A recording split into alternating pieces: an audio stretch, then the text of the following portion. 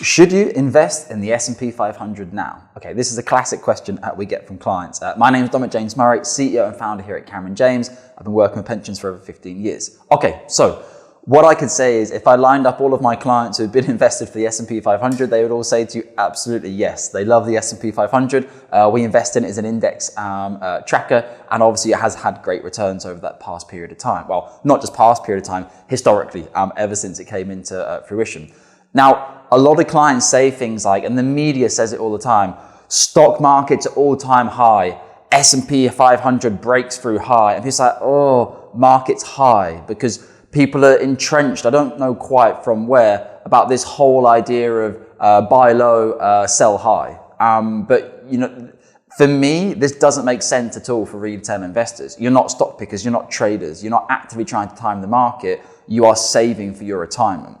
The S&P 500 long-term returns are circa 10% per annum. If you want to invest in the S&P 500 for a week or a month and then try to come out again, you're trying to somehow time the market. And I know very, very few individuals. I've actually never met any of the individuals in the world I actually think are able to predict where the markets might go. Individuals such as Warren Buffett, they are the minute percentage of the population, and it's based on 40, 50, 60 years of experience doing it, being to the coalface of the financial market. So for us here at Cameron James, our philosophy is always buy the world and keep it simple. Do not try to time the markets.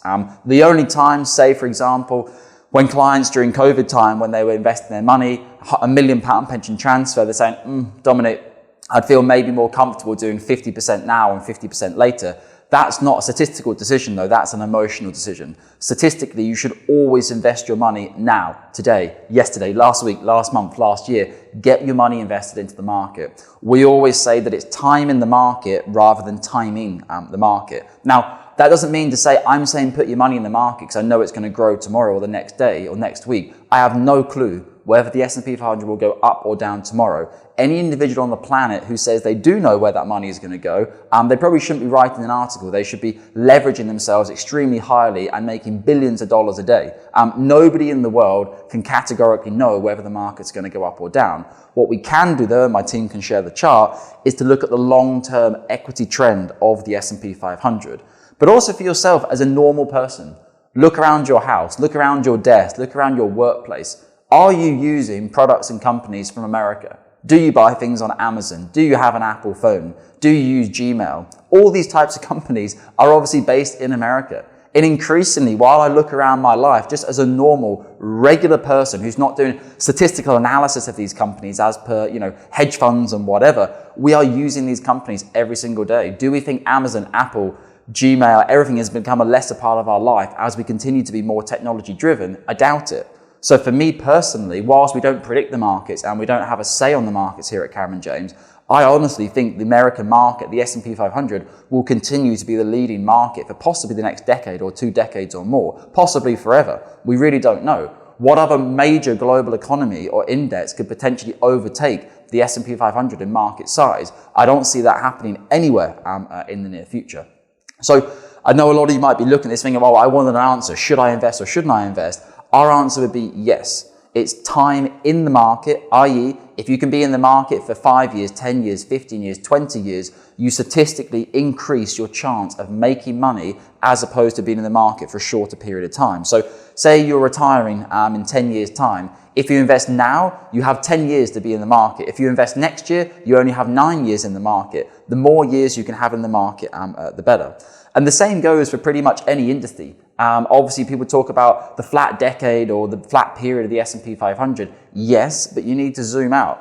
Retirement planning is about more than that. Anyone, if you're watching this and you're 50, 55, 60, which is the demographic of our channel, typically speaking, you still potentially have 30 years to live.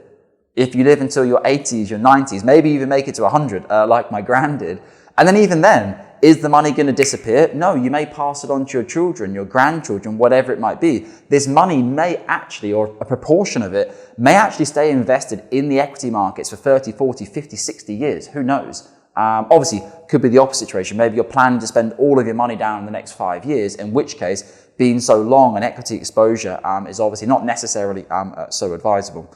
I hope the video is useful for you today, and I'm sorry it doesn't give you the exact definition of whether the markets are going to go up or down, but we simply don't know, and you should be investing your money with that same mentality. Any financial advisor, DFM, professional out there telling you they're tactically allocating and this, that, and the other, in my opinion, is absolute garbage in this day and age in 2025.